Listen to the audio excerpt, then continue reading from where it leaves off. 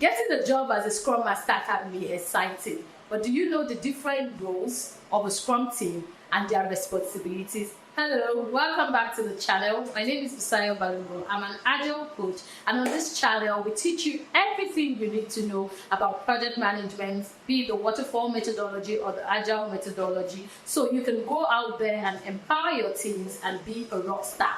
Today, we're going to be discussing the different roles and responsibilities of a typical Agile team. Are you ready? Are you ready? Okay, let's go.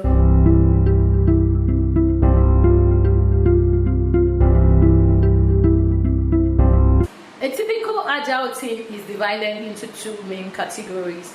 You have category 1, which is for the core roles, and category 2, which is for the non-core roles. Under the core roles, you have the product owner, the Scrum Master, and the development team, right? And the core role guys are the ones that are expected to carry out the work of the project. Going by the understanding of what a project is, in case you do not know what that is, kindly refer to a couple of videos back when we discussed what a project is. But going by the understanding of what a project is, you know that these are the guys that are expected to carry out the work of the project. They are the ones that are expected to give us the results at the end of the day. They go about the day-to-day activities to ensure that we get that unique result at the end of the day. Those are the guys under the core roles. And then under the non-core roles, we now have who we refer to as the stakeholders. Under the stakeholders, you have users, you have a sponsor, and you can even also have the customer under the stakeholders.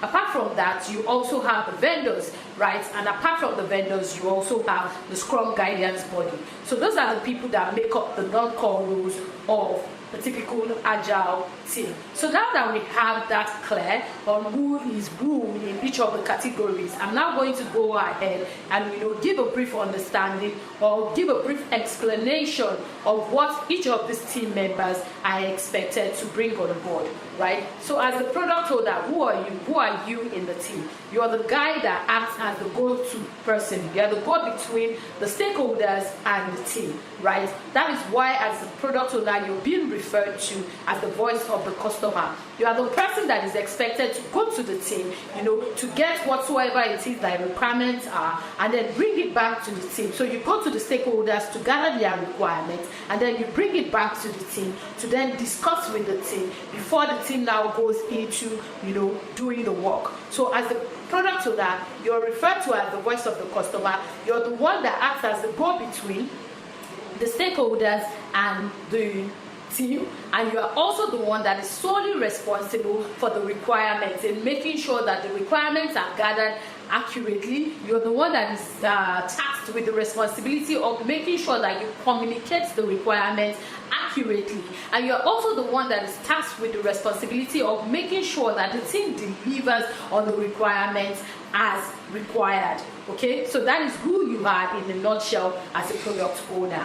And then moving on, you now have the role of the Scrum Master. So as a Scrum Master, who are you in an Agile team?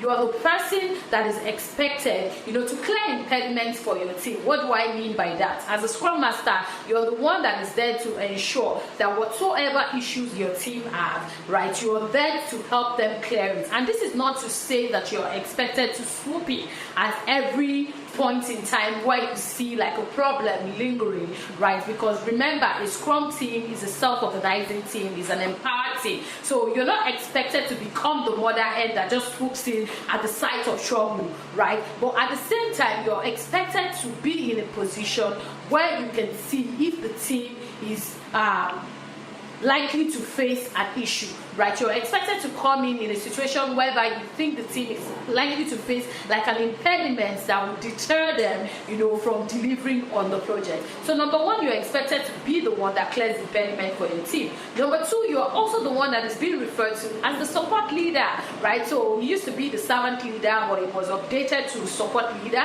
So in some cases, you can still see them being referred to as the servant leader, right? So as the support leader, you are there to support your team to make sure, right, that everything that they need is there for them. You're there to make sure that their meetings are facilitated. They understand the reason why they need to facilitate those meetings. You're there to also make sure that they deliver like on the projects, right? Then number 3, you're also there to foster relationships, right? You're there to make sure that you build a team that is transparent. You're there to make sure you build a team that has trust, right? Remember, we're all coming from different places as a member of a team. So in most cases, we probably do not even know ourselves. And as the Scrum Master, you want to make sure that you build trust amongst team members, right? So you're there to foster these relationships, right? And this is where your soft skills come to play as a Scrum Master, right? These are the soft skills that you're expected to have. You're expected to be someone that knows how to resolve problems. You're expected to be someone that knows how to communicate well with the team,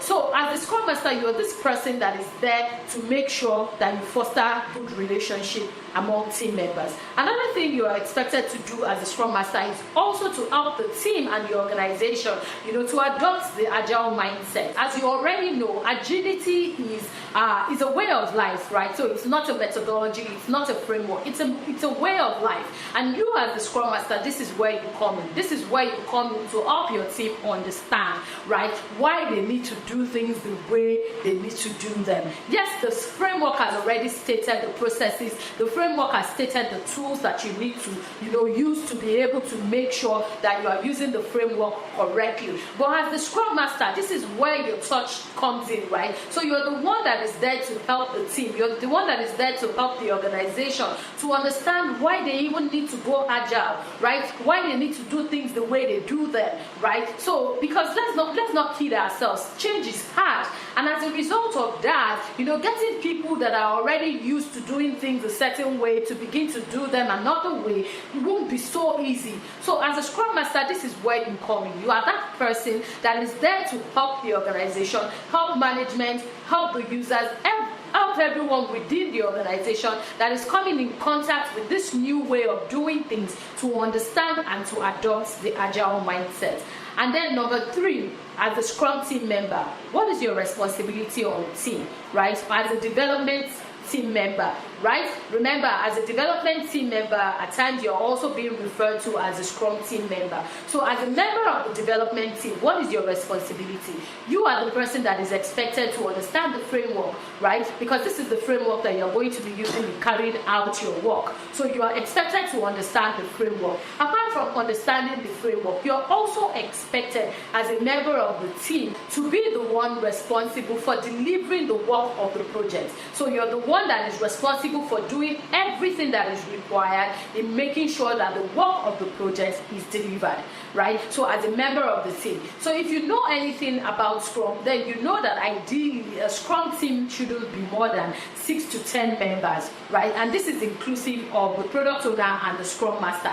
So 6 to 10 members ideally should be the member of a Scrum team. So in a Scrum team where you have, say, about 8 people, so when you take out the product owner, you take out the Scrum Master, so that means you have 6 development team members, right? So these 6 development team members are the ones that are now expected to do the work of the project. They are expected to understand how the framework works because they are the ones that are going to be doing the work at the end of the day. So we want to make sure that you understand why they are doing what it is that they do, right? So now that we have all that covered with the core team or the core roles within the Scrum team, I'm now going to move now to the non-core rules, right? Under the non-core rules, remember I mentioned that we have the stakeholders, and under the stakeholders you have the users, you have the customers, and you have the sponsors, right? So these are the guys that are, as a customer, we want to also make sure that you are involved in the project, right? So you're the one that has come to us to say you need us to do this work for you. So we want to make sure that you also understand how Scrum works. We want to make sure that you, as a member of the team, we carry you along on everything that we're doing with regards to the project, right? As a user, at the end of the day, you are also going to be impacted by this. According by the definition of who a stakeholder is, you know that a stakeholder is anyone that is going to be impacted by our project, either positively or negatively. And this person can either be internal to our organization or external to our organization. And that is why it is so important before you carry out any projects that you know and you understand who your stakeholders are. for the project. So you want to know who the sponsor of the project is. That is the person funding the project. Who is funding this project? You want to know. Then you move on to the users. Who are the end users? Who are the people that are going to be using this project at the end of the day? You also want to know. You want to know the people that are going to be using the result of the project at the end of the day. You also want to know. Then thirdly, you also want to know who the customer is. So who is the person that has contacted us? Why did they contact us for this project? Why do they feel the need for us to carry out this project at this time? Right? You also want to know, and so those are the people that we refer to as the stakeholders under the non-core rules. Then moving on from that, you also have the vendors, right? Ideally, as a Scrum team, you are expected to be sufficient in yourself. What do I mean by that? You are expected to be able to, carry out the work of your project within yourselves, right? But in a situation whereby you do not have the expertise, it is okay for you to outsource. And this is where the vendors come in. So you bring in the vendors when you need to outsource any part of the project that you do not have the expertise within the team to carry out, right? So you outsource to the vendors, right? And this is why these people are also referred to as the non-core roles under an agile team, right? So you outsource to them and they are also part of the project and they help you in making sure that you deliver the project as requested. Okay, then moving on from that to the core members of the non-core roles is now who we refer to as the Scrum guidance body. So the Scrum guidance body is a body of practitioners or a body, so you have documents, you have practices. These are people that understand the Scrum framework and they are there to help you make sure that you are adopting to that framework and you're doing what it is that you're expected to do with regards to using the framework. And so those are the different roles that we have within the Agile team. To recap once again, under the typical Agile team, we have two major categories which we refer to as the core roles and the non-core roles. Under the core roles, you have the Scrum Master, you have the Product Owner, and you have the development team. And then moving on to the non-core roles, you have the Scrum guidance body, you have the vendors, and you have the stakeholders. And the stakeholders can comprise of your customers, your end users, and your sponsors. And that brings us to the end of this session. I hope you've been able to learn now the different roles that you're expected to have within a Scrum team and their responsibilities. And if you have any question, please do not forget to leave it in the comment box. I'm more than willing, to answer your questions. And if you have an opinion, you can also leave it there. This is a community, right? Let's learn from one another. So please feel free to leave them there. And also, do not forget to like, subscribe, share this content if you found this useful to your network or to your colleagues or the people that you think you would benefit from it. I will see you again in the next video. Okay, bye.